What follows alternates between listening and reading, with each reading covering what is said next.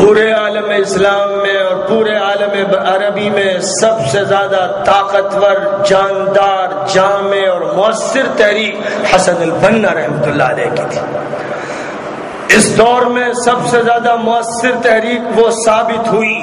اور اس تحریک نے جن افراد کو تیار کیا آج بھی آسمان اور زمین ان کی ایمان کی گواہی دے رہے ہیں۔ انہوں نے جس طرح بڑے بڑے جلادوں کے اور ظالموں کے مظالم سہے اور اپنے ایمان کا سودا نہیں کیا، اور ان کو جس طرح سے جیلوں میں ٹارچر کیا گیا اور 20-20, 30-30, 40 سال جیلوں میں رکھ کر ان کی پیٹوں کو دھنک دیا گیا، ان کی کھالیں ادھیڑ دی گئی، لیکن اس کے باوجود انہوں نے کبھی بھی ایڈجسٹمنٹ کی پالیسی اختیار نہیں کی۔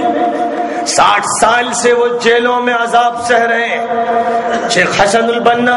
صحیح عقیدے کے، صحیح فکر کے، صحیح اخلاق کے، صحیح معاشرت کے ایک ایسے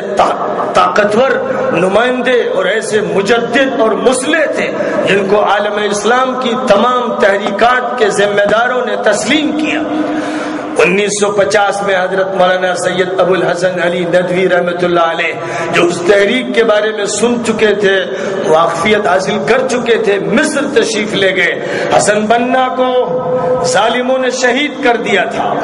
ان کو تو شہادت کا جام نوش کرنا پڑا سن 50 سے پہلے، لیکن ان کے والد سے مولانا علی میاں رحمۃ اللہ علیہ کی ملاقات ہوئی اور ان کے تربیت یافتہ لوگوں سے ملاقات ہوئی تو مولانا کا یہ بیان ہے کہ روئے زمین پر اتنی تربیت یافتہ مستحکم مومن جماعت اور کوئی نہیں،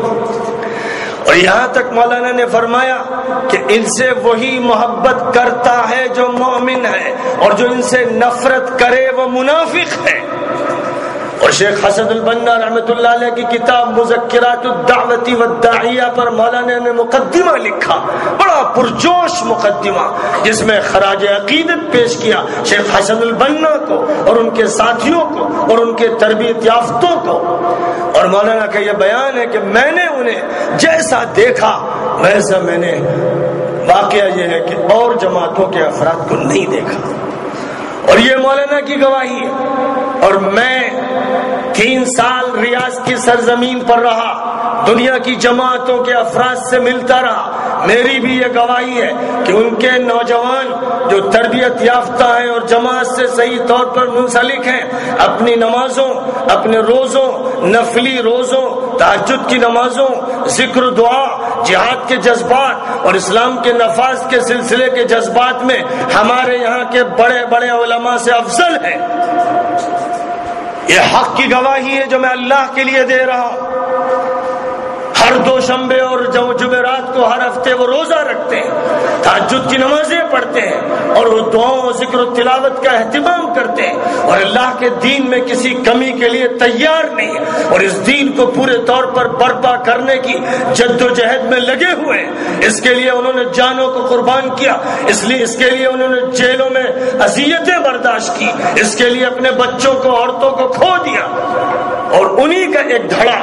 حماس ہے جو غزہ کی سرزمین پر اسرائیل کے مظالم کو سہتے ہوئے حق کا ترجمان اور نمائندہ بنا ہوا ہے، جس نے یہودیوں کے دانت کھٹے کر رکھے، باوجود اس کے کہ پورے غزہ کا محاصرہ ہے، وہاں نہ دوائیں پہنچنے دی جاتی ہیں نہ غذائیں۔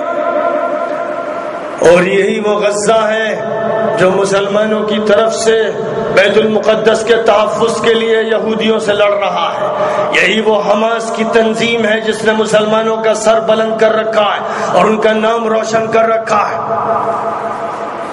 الاخوان المسلمون صرف ایک جماعت نہیں ہے، یقیناً وہ ایک جماعت تھی،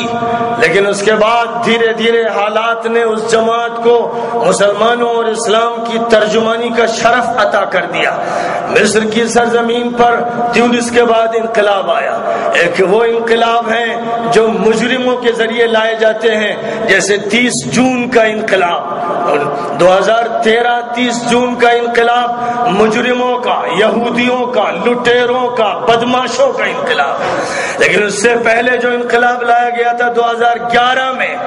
وہ انقلاب ایمان والوں کا تھا، جس میں بھیڑ ساتھ آ گئی تھی، قبطی بھی کھڑے تھے، سیکولر بھی کھڑے تھے، لبرل بھی کھڑے تھے حسنی مبارک کے خلاف۔ ایسا لگا کہ پورا مصر ایک ہو گیا ہے۔ اس سے پہلے تیونس میں جب نوجوان اٹھ کر کھڑے ہوئے تو بن علی جیسا مجرم فرار ہوا اور سعودی عرب نے اس مجرم کو پناہ دی اور آج بھی وہ وہیں پناہ لیے بیٹھا ہے. اور قذافی جیسے مجرم نے ہزاروں کو شہید کیا، گولیاں چلوائیں، توپوں کے دہانے کھول دیے اور افریقہ کے ایجنٹ اور اسرائیل کے ایجنٹ خریدے اور ان کے ذریعے اہل ایمان کو مارا. لیکن خدا نے اس کو سب سے زیادہ ذلت سے مارا. اس کے کمرے کا حال یہ تھا، شاید آپ کو نہ معلوم ہو کہ اس نے گرین بک جاری کی تھی، الکتاب الاخضر قرآن اور حدیث کے مقابلے میں جاری کی گئی تھی کہ قرآن منسوخ، حدیثیں منسوخ. وہ حدیثوں کا مذاق اڑاتا تھا. رابطہ عالم اسلامی کے ایک وفد نے اس سے ملاقات کی تھی افہام و تفہیم کے لیے، اور مولانا علی میاں صاحب رحمۃ اللہ علیہ بھی رابطہ عالم اسلامی کے تاسیسی ممبر تھے اور ان کا بھی انتخاب ہوا تھا، لیکن وہ تشریف نہیں لے گئے تھے. تو اس نے نہ صرف یہ کہ اس وفد کے ساتھ بدسلوکی کی، ان کی کسی بات پر توجہ نہیں دی، اور بیان ہے کہ اس کے کمرے کا جب اس کی بدترین موت کے بعد جائزہ لیا گیا تو دیکھا گیا کہ اس کے یہاں اس کی گرین بک سب سے اوپر اور کتابیں الماریوں میں پڑی ہیں اور قرآن کے صفحات زمین میں بکھرے پڑے ہیں جن پر اس کے جوتوں کے نشانات ہیں. دنیا اندھی ہے، بہری ہے. آپ کے کان وہ چینل آپ کے کانوں کو غذا دیتے ہیں جو مجرموں کے چینل ہیں. وہ ریڈیو اسٹیشن آپ کے کانوں کو غذا دیتے ہیں جو مجرموں کے ریڈیو اسٹیشن ہیں، بکے ہوئے. مشکل یہ ہو رہی ہے کہ جو اہل ایمان ہیں ان کے پاس چینل نہیں، ان کے پاس ریڈیو اسٹیشن نہیں، ان کے پاس زبان نہیں، ان کے پاس قلم نہیں. وہ مسجدوں میں بات کرتے ہیں تو سنتا کون ہے؟ مصر کی سرزمین پر 18 دن لگے. انقلاب کی جب آگ لگی تو پہلے تو گولیوں سے بھونا گیا، ڈرایا گیا، دھمکایا گیا. فوج نے پہلے حسنی مبارک کا رول ادا کرنے کی پوری کوشش کی اور پولیس نے مسلمانوں کو دہشت زدہ کرنے کی بھرپور کوشش کی، کیونکہ یہ پولیس اور یہ فوج ایک طویل عرصے سے امریکہ کے دسترخوان کا پست خوردہ کھا رہی ہے، اسی کی حرام دولت کے ذریعے پل رہی ہے. یہ امریکہ کے ڈاگ اور کتے ہیں، ان کی حیثیت یہ ہے کہ اسی کے دیے ہوئے چھچڑوں پہ پلتے رہے اور اسی کی بنیاد پر ان کی حکومت چلتی رہی. اور اسی لیے انہوں نے اسرائیل سے تعلقات قائم کر کے اس کا سفارت خانہ سب سے پہلے کھولا اور انہوں نے فلسطینیوں پر مظالم خود اپنی سرزمین پر کیے. حماس کے لوگوں کو مصر کی سرزمین میں داخل ہونے نہیں دیا جاتا تھا اور داخل ہوتے تھے تو پولیس والے پکڑتے تھے، مارتے تھے اور نہ صرف یہ کہ انہیں ذلیل کرتے بلکہ ان کے دل دکھانے کے لیے اللہ اور رسول کو گالیاں دیتے تھے. یہ سارا ریکارڈ موجود ہے، آج نیٹ پر ہے، کتابوں میں ہے اور سینکڑوں کتابیں ہیں. افسوس یہ ہے کہ مطالعہ کرنے کی فرصت ہی نہیں، لوگوں کو اپنے کاموں سے اتنا موقع ہی نہیں ملتا کہ حقائق سے واقف ہوں.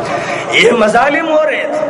آخر حسنی مبارک کو جیل میں رکھا گیا ایک سازش کے تحت. اس کو تو قتل کرنا چاہیے تھا، لیکن اسے جیل میں حفاظت دینے کے لیے فوج نے ڈھونگ رچایا. پولیس کے عملے نے، جو کمینہ عملہ ہے، جو پلا ہے چھچڑوں پر، جس کی حیثیت کتوں کی ہے، جیسے اس ملک کی پولیس کی اکثریت کتوں کی طرح ہے، ویسے اس ملک کی پولیس کا حال ہے. اس کو تیار کیا گیا اسرائیل کے تحفظ کے لیے، وہ اسرائیل کے پیسوں پر پلی ہے، لہذا اس کا کردار مجرمانہ رہا. اسی نے 60 سال تک اخوانیوں اور اسلام پرستوں اور تحریک اسلامی کے نمائندوں کو جیلوں میں مارا، گالیاں دی. ذرا شیخ غزالی کی بیٹی زینب کی کتاب پڑھ لیجئے، جناب زینب کی کتاب، زینب الغزالی جو کہلاتی ہیں، عورت ذات جو مظالم جیلوں میں ان کے ساتھ کیے گئے کہ وہ اخوانی تھیں، جو مظالم کیے گئے بڑے بڑی شخصیات کے ساتھ. سید قطب کو شہید کیا گیا، عبد القادر عودہ کو شہید کیا گیا، اور کتنے لوگوں کے ساتھ ٹارچر کیے گئے. یہ ان کے ساتھ ہوتا رہا جو ظلم سہتے رہے، حق کہتے رہے، جنہوں نے کبھی بندوق نہیں چلائی، جنہوں نے کبھی خنجر کا استعمال نہیں کیا، جنہوں نے کبھی طاقت کا جواب طاقت سے نہیں دیا، بلکہ وہ یہ طے کیے رہے کہ ہم خانہ جنگی نہیں ہونے دیں گے، ہم خانہ جنگی سے بچانے کے لیے امن و عافیت کے علم بردار رہیں گے۔ آج مصر کے سرکاری چینل امریکہ کے کتے جن چینلوں کو چلا رہے ہیں وہ اخوانیوں کو دہشت گرد کہہ رہے ہیں،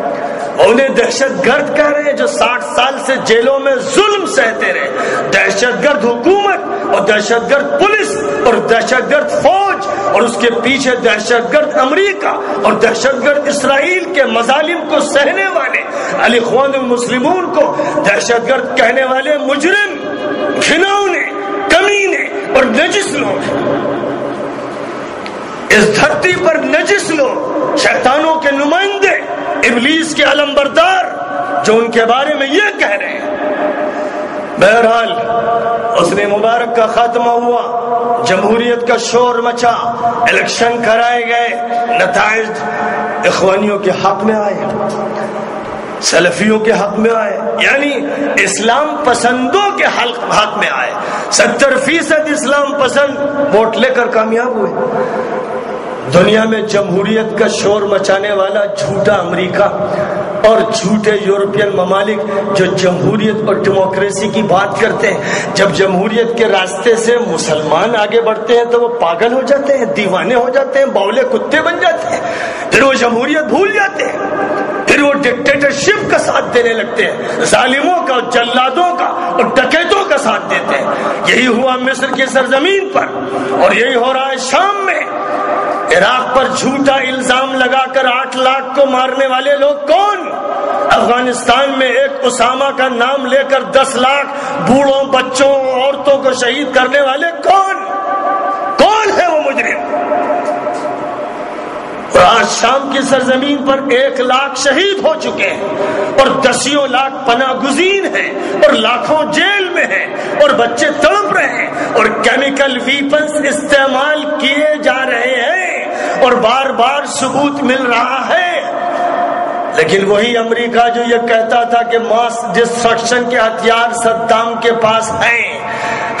جھوٹ بول کر اس نے کہا اور اس کے بعد حملہ کر دیا۔ نہ اقوام متحدہ روکنے آئی، نہ سلامتی کونسل، نہ روس نے ویٹو پاور استعمال کیا، نہ چائنا نے، اور عراق کی دھجیاں اڑا دی گئی، اسے بھوکا ننگا کر دیا گیا، 8-10 لاکھ انسانوں کو مار دیا گیا۔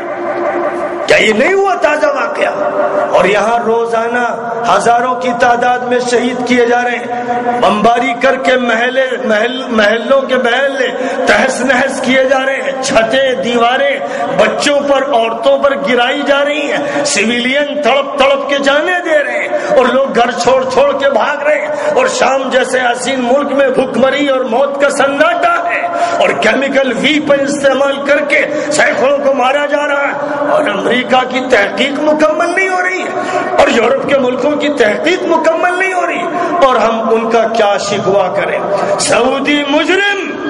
ان تماشوں کو دیکھ رہے ہیں، لیکن ان کی دولت، ان کے ہتھیار، ان کے پاس F-16، ان کی فضائی طاقت اور ان کے آس پاس رہنے والے اردن کے لوگ اور دیگر ممالک کے تماشا بین بنے ہوئے ہیں۔ قرآن کہتا ہے وَمَا لَكُمْ لَا تُقَاتِلُونَ فِي سَبِيلِ اللَّهِ وَالْمُسْتَضْعَفِينَ مِنَ الرِّجَالِ وَالنِّسَاءِ وَالْوِلْدَانِ الَّذِينَ يَقُولُونَ رَبَّنَا أَخْرِجْنَا مِنْ هَذِهِ الْقَرْيَةِ الظَّالِمِ أَهْلُهَا وَاجْعَلْ لَنَا مِن لَّدُنكَ وَلِيًّا وَاجْعَلْ لَنَا مِن لَّدُنكَ نَصِيرًا۔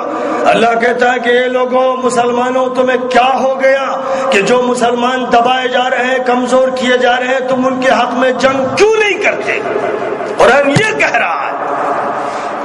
اور سعودیہ کے مجرم ایک ایک دعوت میں اتنا کھانا کھا رہے ہیں اور پھینک رہے ہیں جو پورے افریقہ کے لیے کافی ہوتا۔ دولت کو لٹانے والے مجرم اور اپنے قریب میں ہزاروں شہید ہونے والے بوڑھے، عورتوں اور بچوں کا تماشا دیکھنے والے مجرم، ان کے لیے جائز نہیں تھا کہ یہ اپنی دولت کو اور اپنے ہتھیاروں کے لیے بیٹھے رہتے، لیکن یہ اس دن کے انتظار میں ہے جب ان کے یہاں بغاوت اٹھے گی اور تخت سلطنت کو ہچکولے دیے جائیں گے اور ان مجرموں کا خاتمہ ہوگا، اس دن یہ فوج استعمال ہوگی، اس دن فضائی طاقت استعمال ہوگی، اس دن بری طاقت استعمال ہوگی۔ عالم عربی کی طاقت اپنے عوام کے خلاف استعمال کرنے کے لیے ریزرو رکھی گئی ہے۔ سن 67 کی جنگ میں اسرائیل کے مقابلے میں پورا عالم عربی ذلیلوں اور کمینوں کی طرح مارا گیا۔ ان کی ساری طاقت دھری کی دھری رہ گئی، اس لیے کہ وہ طاقت شرابیوں کے ہاتھ میں تھی، غنڈوں کے ہاتھ میں تھی، لادینوں کے ہاتھ میں تھی۔ اور یہی کردار 40-50 سال سے چلا آ رہا تھا۔ ایک سال موقع ملا اور ایک حکومت میں اسلام کے ماننے والے آئے، سنبھل کے انہوں نے بھی اسلامی حکومت کا لفظ بھی نہیں استعمال کیا کہ کہیں باولے کتے کھا نہ جائیں۔ انہوں نے کہا سویلین گورنمنٹ ہم قائم کر رہے ہیں۔ احتیاط کے ساتھ الفاظ بھی استعمال کیے اور بتدریج کوشش کی کہ عالم عربی اور مصر اسرائیل سے ٹکر کی سطح پر قائم ہو اور اس کے سامنے جھکنے کے لیے تیار رہا، امریکہ کی دباؤ کی پالیسیوں سے آزاد ہو اور فلسطینیوں کی کھل کر مدد کی جائے اور غزہ کے راستے کھول دیے جائیں اور وہاں سے بیمار اور کمزوروں کا استقبال کیا جائے اور شام کے پناہ گزینوں کو جگہ دی جائے اور شام کے مجرم اور ڈکیت بشار الاسد کے جرائم کے خلاف، جو انسانیت کے خلاف جرائم ہیں، ان کو عوام کو مدد فراہم کی جائے اور وہاں پر ایک صحیح بنیاد پر جہاد چھیڑا جائے۔ یہ وہ فیصلے تھے ڈاکٹر مرسی کے، جو حافظ قرآن، ایک متقی، صالح، شب بیدار، تہجد گزار، نمازوں کے پابند، قرآن پر یقین رکھنے والے، اللہ کے نبی کے غلام، حق کو نافذ کرنے والے، ایک اسلامی انقلاب بتدریج برپا کرنے والے، جن کی حکومت جب قائم ہوئی تو اس دن انہوں نے جو تقریر کی وہ حضرت ابوبکر صدیق رضی اللہ تعالیٰ عنہ کا خطبہ تھا، جو خلافت راشدہ میں حضرت ابوبکر صدیق نے دیا تھا، وہ جس سے اپنی حکومت کی ابتدا کی تھی اور اپنے عوام سے، لاکھوں کروڑوں عوام سے مخاطب ہوتے ہوئے یہ کہا، ڈاکٹر مرسی نے کہا کہ دیکھیے، اگر میں صحیح بنیادوں پر اسلام کی ترجمانی اور نمائندگی کرتا ہوا اور عدل و انصاف کو قائم کرتا ہوا حکومت کروں تو آپ مجھے باقی رکھیے، اور اگر آپ دیکھیں کہ میں انحراف کا شکار ہوتا ہوں تو مجھے آپ بے دخل کر دیجیے۔ اور جس وقت انہوں نے یہ بات کہی تھی تو ان کے بیٹے نے، جو خود بھی باپ کی تربیت میں ایک مومن اور صالح نوجوان ہے، اس نے کہا تھا، میرے باپ آپ سن لیجئے کہ اگر آپ نے اللہ کے قانون سے انحراف کیا تو پہلے آپ کا بیٹا آپ کو ہٹائے گا۔ اس آغاز کے ساتھ یہ حکومت قائم ہوئی اور ظاہر ہے کہ امریکہ دیکھ رہا تھا، CIA دیکھ رہا تھا، موساد دیکھ رہا تھا، اسرائیل اور یورپین یونین دیکھ رہے تھے، یہ سب دیکھ رہے تھے کہ طرز بدل رہا ہے، نظام میں تبدیلی آ رہی ہے، اگر ان کو استحکام ہو گیا تو فوج بدل جائے گی، پولیس میں تبدیلی آئے گی، عدالتیں تبدیل ہو جائیں گی، نظام بدلے گا، پھر یہودیت اور صلیبیت اور صہیونیت کی گنجائش نہیں رہے گی اور اسلام کا علم لہرائے گا۔ اس لیے قبل اس کے کہ وہ دن آئے، ان پر ڈکیتی مار دینی چاہیے۔ اس کی خاطر روپوں کی ریل پیل کی گئی امریکہ سے۔ آج یہ سب باتیں بہت تفصیل کے ساتھ آ چکی ہیں، مضامین میں آ گئی ہیں، ویب سائٹ پہ آ گئی ہیں، فوٹو آ گئے ہیں، ان کی ویڈیوز آ گئی ہیں، آڈیوز آ گئی ہیں، اس لیے میں صرف اشارہ کروں گا، تفصیل کے لیے آپ چلے جائیں گے اگر انٹرنیٹ پر، اور جو کتابیں شائع ہو چکی ہیں ان کو دیکھ لیں گے۔ 1 سال سے یہ سازش چلتی رہی کہ مرسی کی حکومت کو اکھاڑ کے پھینک دینا ہے، اور چونکہ فوج امریکہ کے پیسوں پر پلتی رہی تھی اس لیے فوج کو اشارہ دے دیا گیا کہ تمہیں یہ کام کرنا ہے، اور ڈاکٹر مرسی نے عبد الفتاح سیسی کو وزیر دفاع بنایا اور کمانڈر اعلیٰ فوج کا بنایا، اس لیے کہ ان سے یہ کہا گیا تھا کہ یہ حافظ قرآن ہے، وہ دیندار ہے، یہ حافظ قرآن ہے، وہ دیندار ہے، ان سے کہا گیا انسان ہے، انسانی کو دھوکہ ہوتا ہے، لوگوں نے نبی کو بھی دھوکے دیے تھے، انہوں نے اس پر اعتماد کیا، یہ سوچا ہوگا کہ وقتی طور پر ابھی ان سے مدد لی جائے، اس کو وزیر دفاع بنایا اور حکومت آگے بڑھنا شروع ہوئی، اندر سے سازشوں کا جال بچھا دیا گیا، قبطیوں کی ایک بڑی آبادی مصر میں موجود ہے۔ افسوس ہے کہ قبطیوں کو حضرت عمرو بن العاص رضی اللہ تعالیٰ عنہ کا عہد نامہ یاد رکھنا چاہیے تھا، اور جس طرح مسلمانوں نے ان کے ساتھ پوری تاریخ میں ہمیشہ اچھا سلوک کیا ہے، ان کو بھی اچھا سلوک کرنا چاہیے تھا، لیکن انہوں نے بھی کمینہ پن کی حدیں پار کر دی، اور انہوں نے صلیبیت اور صہیونیت کی ترجمانی اپنے ہاتھ میں لے لی۔ فوج نے ان کو خریدا، اور سب سے زیادہ افسوسناک جو پہلو ہے کہ سلفیوں کی ایک تنظیم حزب النور کے نام سے اس کو بھی خریدا گیا۔ اخوانیوں سے بعد اختلافات کی بنیاد پر وہ لادینیوں کے ہاتھ فروخت ہو گئے، اور چند عہدوں کی خاطر دین و ایمان بیچ کر انہوں نے ان ڈکیتوں کا ساتھ دیا۔ اور ازہر کے شیخ الازہر ہمیشہ ہی سرکاری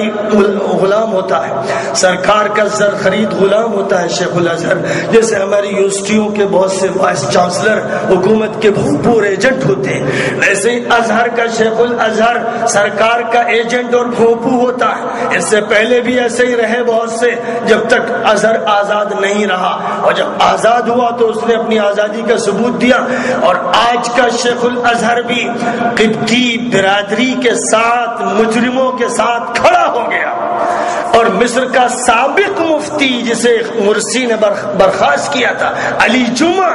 وہ بھی مجرموں کے ساتھ کھڑا ہو گیا۔ جیسے اکبر کے زمانے میں ابو الفضل اور فیضی دو مولانا اور مجرم اسلام کی نمائندگی کرنے والے تھے، جنہوں نے اکبر سے یہ کہا تھا کہ محمد کا دور ختم ہوا صلی اللہ علیہ وسلم، نعوذ باللہ، اور اکبر نے ایک نیا دین ان کے محضر نامے کی بنیاد پر اس ملک میں جاری کیا تھا۔ آج مصر کی حکومت میں شیخ الازہر اور مفتی علی جمعہ ابو الفضل اور فیضی کی طرح کا کردار ادا کرنے والے سرکار کے غلام اور زر خرید مجرم ہیں، اور پھر ان کا ساتھ انہوں نے دیا جن کو حرمین سونپا گیا،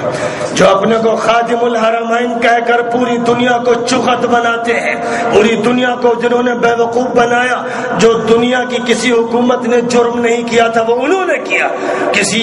دنیا کی حکومت نے ملک کا نام نہیں بدلا، عراق عراق رہا، شام شام رہا، شام کا نام بشاریہ یا حافظیہ یا اسدیہ، اور عراق کا صدامیہ اور مصر کا ناصریہ نہیں رکھا گیا، لیکن جزیرۃ العرب کا نام سعودیہ کس مجرم نے رکھا؟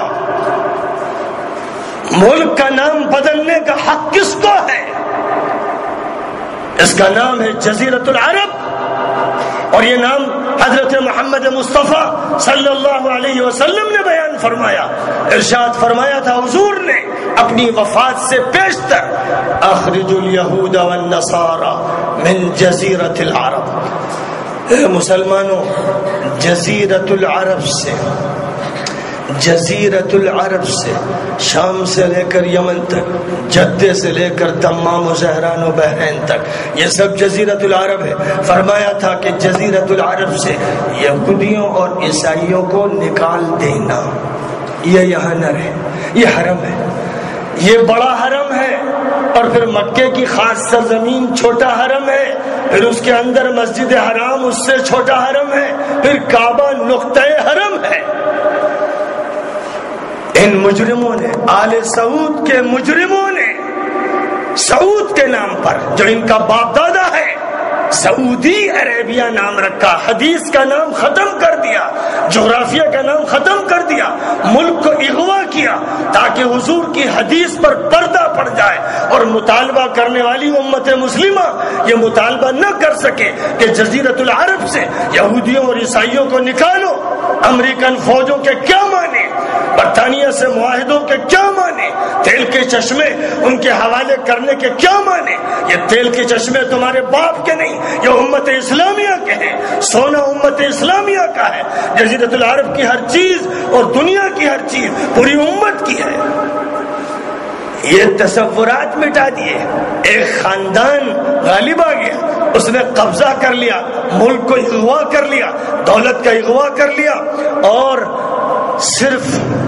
ایک ایک شہزادے نے فرانس میں، برطانیہ میں عرب کے محل بنائے، ہوٹل بنائے، اور وہاں کے کھیلوں پر اور وہاں کے مسابقوں پر اور وہاں کے تہواروں پر اور دعوتوں پر ایک ایک رات میں کئی ارب صرف کرتے ہیں۔ اور اسی ملک میں جزیرۃ العرب جس کو نبی نے حرم بنایا، اس ملک میں کیا آپ کو معلوم نہیں کہ پورے ملک میں گندے چینل، بے حیائی کے چینل اور امریکہ اور یہودیہ کے چینل اس ملک میں کون چلا رہا؟ وہ مجرم شہزادے چلا رہے ہیں جنہوں نے ملک کو بے حیائی کا اڈا بنانا چاہا ہے،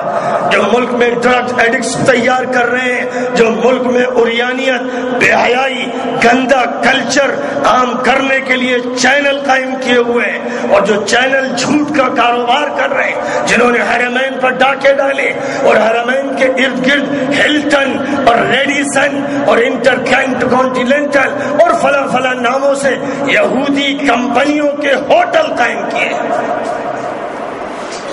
یہ جرائم کی فہرست ہے۔ ہم لوگ اپنے دل میں اس آگ کو دبائے ہوئے تھے کہ انہوں نے پردے ڈال رکھے ہیں اور خادم الحرمین کہتے ہیں تو جب تک چل رہا ہے چلنے دو، لیکن آج جب انہوں نے جرائم کی حد کر دی، ابھی لیٹسٹ تحقیقات ہیں کہ بشار الاسد جس نے 1 لاکھ مسلمانوں کو شہید کیا اور جو ان مجرموں کے ساتھ مل کر جو قرآن کے منکر، عائشہ صدیقہ پر الزام لگانے والے، شیخین کو گالی بکنے والے، سارے صحابہ کو کافر کہنے والے، ان کے ساتھ مل کر قتل عام اہل ایمان کا کیا جا رہا ہے۔ ان کے جلادوں اور مجرموں کے ایئرپورٹ پر، حلب کی سرزمین پر جب مجاہدوں نے قبضہ کیا تو ابھی لیٹسٹ رپورٹ ہے کہ کئی گاڑیاں سعودیہ کی ہتھیاروں سے بھری ہوئی ان کے بشار کے ایجنٹوں کو بھیجی ہوئی ملی۔ شام کی حکومت کی مدد کے لیے جدہ کی بندرگاہ سے جو گاڑیاں ہتھیاروں سے بھری ہوئی گئی تھیں، حلب کے ایئرپورٹ پر مجاہدوں کے ہاتھ لگی۔ اور ابھی بالکل 2-4 دن کی بات ہے کہ لبنان میں سعودی سفیر نے یہ بیان دیا کہ حزب اللہ کے لیے ہمارے ملک کے دروازے کھلے ہوئے۔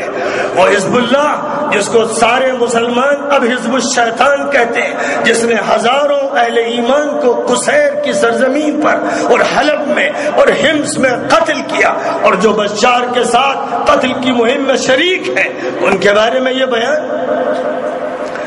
اور مصر میں بے حیائی اور دیوسیت اور بدکرداری اور گندے کیریکٹر کے چینلوں کو پیسہ دینے والے $50,000 ملین سعودیہ نے عبد الفتاح سیسی ڈکیت کو، مجرم کو، اسرائیل کے ایجنٹ اور امریکہ کے پٹھو کو دیے۔ اور اسی طرح اس موجودہ حکومت کے عدلی منصور جس کے بارے میں تحقیق ہو چکی ہے کہ وہ یہودی ہے، تحقیق ہو چکی ہے کہ وہ یہودی ہے، جس کو صدر جمہوریہ ان ڈکیتوں نے بنایا ہے۔ ایک اسلامی حکومت ختم کرنے کے بعد ان کو صدر جمہوریہ بنایا، اور جس دن 30 جون کے جھوٹے مکارانہ انقلاب کو سامنے دکھایا اور مرسی کے بڑے میدان میں بھیڑ لگانے والے انسانوں کے اوپر سے فوٹو لے کر چینلوں نے دکھایا کہ یہ فوٹو میدان تحریر کے ہیں، جھوٹ بولا گیا، مکاری کی گئی۔ نجیب ساویرس جو سب سے بڑا عیسائی دولت مند ہے مصر کا، اس نے روپے کی نالیاں کیا نہریں بہا دی، اور ادھر امارات اور کویت اور سعودی عرب کے مجرموں نے دولت کے دہانے کھول دیے کہ مرسی کی حکومت، اسلامی حکومت، اللہ کی شریعت کو نافذ کرنے والی حکومت کو کچل ڈالو، ان کو شہید کر دو۔ تو فجر کی نماز پڑھتے ہوئے حضرت رابعہ ادویہ کے میدان میں اخوانیوں کو اور مسلمانوں کو گولیوں سے بھونا گیا۔ نماز پڑھتے ہوئے وہ نماز پڑھ رہے ہیں اور گولیاں ادھادھن چلا کر سینکڑوں کو نہ صرف زخمی کیا گیا، موت کے گھاٹ اتارا گیا۔ پھر وہ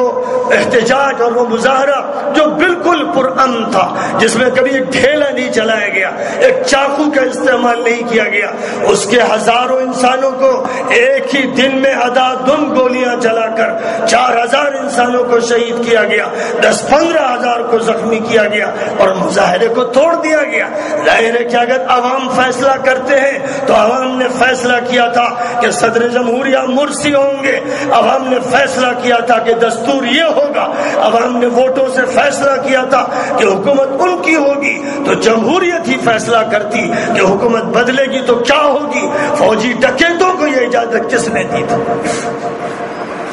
یہ وہ مجرمانہ کردار ہے جس میں حرم کے جھوٹے پاسبان، خادم الحرمین کا لقب جھوٹ کے ساتھ اختیار کرنے والے اور پرانے پہچانے ہوئے مجرم جنہوں نے برطانیہ اور امریکہ سے معاہدہ کر کے یہ حکومت قائم کی تھی۔ پرانی باتیں تو بہت ہیں، اگر معلومات حاصل کرنی ہے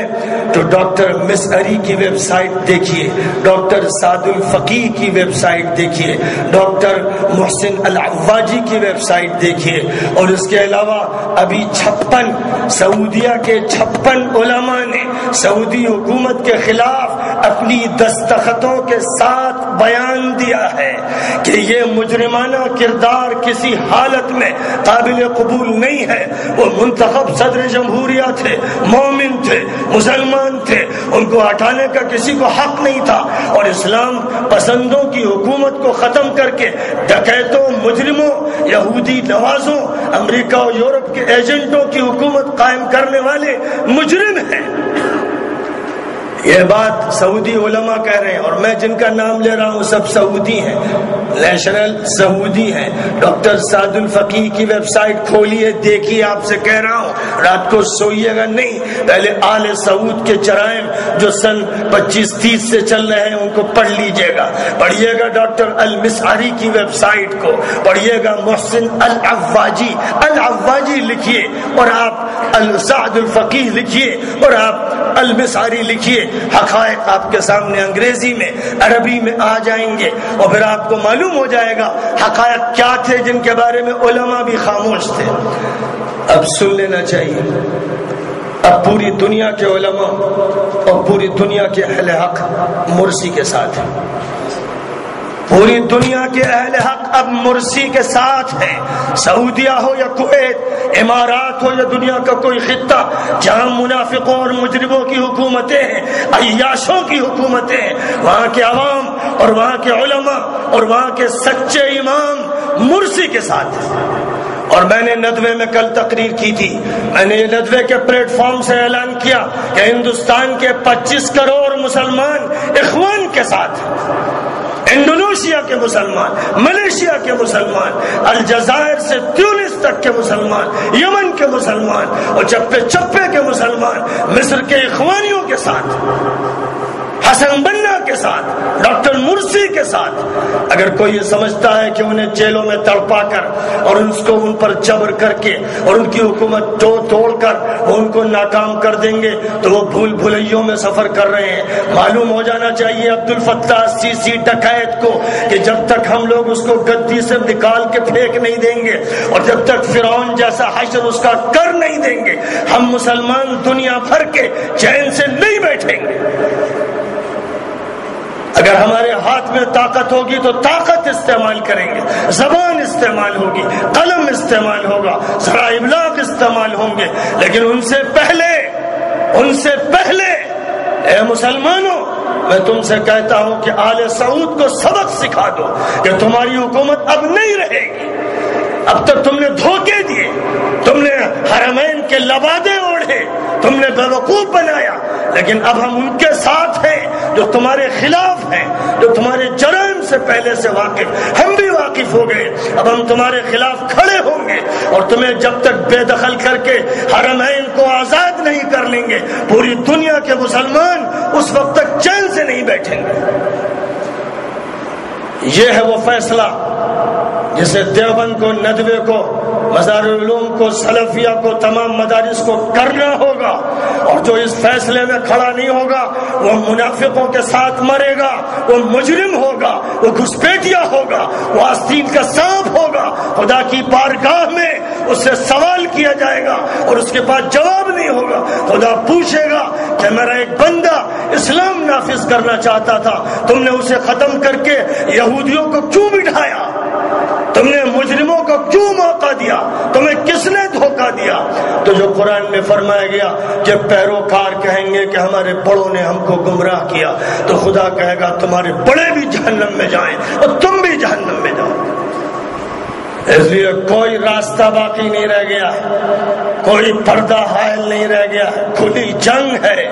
ایک کھلی جنگ ہے اسلام و کفر کے درمیان، خیر و شر کے درمیان، حق اور باطل کے درمیان، صحیح دعوت دینے والوں اور گمراہی کی طرف بلانے والوں کے درمیان ایک جنگ ہے، اور اس جنگ میں ہم شریک ہیں۔ اور آپ بنگلور والوں سے کہتے ہیں، کرناٹک والوں سے کہتے ہیں جو حج کرنے جائیں گے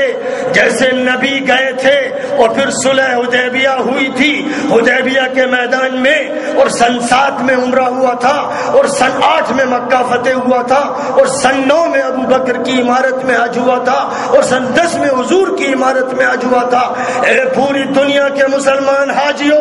اب کی جا کر حرمین کو آزاد کرانے کی جدوجہد میں شریک ہو۔ اس کے لیے جو لٹریچر ہے اس کو پھیلائیے، ویب سائٹ پر جو بیانات ہیں اسے عام کیجیے، اور بھوندوؤں کی طرح، چغدوں کی طرح، ابلہوں کی طرح، بیوقوفوں کی طرح کان پر ڈانٹے ڈال کر اور آنکھوں پر پٹیاں ڈال کر مت بیٹھے رہیے۔ یہ عالم اسلام کی ایک جنگ ہے، اور اس جنگ میں یا جیتنا ہے یا ہارنا ہے، اور جیتنا طے ہے، اور ہماری ہار بھی شہادت ہے جس کا بڑا بلند مرتبہ ہے۔ اللہ تعالی ہم سب کو حق کی توفیق عطا فرمائے۔ اللهم صل على محمد وعلى آل محمد كما صليت على إبراهيم وعلى آل إبراهيم إنك حميد مجيد اللهم بارك على محمد وعلى آل محمد كما باركت على إبراهيم وعلى آل إبراهيم إنك حميد مجيد ربنا آتنا في الدنيا حسنة وفي الآخرة حسنة وقنا عذاب النار اللهم إنا نسألك رضاك والجنة ونعوذ بك من سخطك والنار ربنا آتنا في الدنيا حسنة وفي الآخرة حسنة وقنا عذاب النار۔ اے اللہ امت مسلمہ پر اپنا فضل فرما دے، اے اللہ ہماری اجتماعی توبہ قبول فرما لے، اے اللہ مصر کی سرزمین پر اور شام کی سرزمین پر اور تونس اور لیبیا اور یمن کی سرزمین پر اور برما کی سرزمین پر حق کو غالب فرما دے، اے اللہ ظالموں کو کیفر کردار تک پہنچا دے، اے اللہ مجرموں کی طاقت توڑ دے، اے اللہ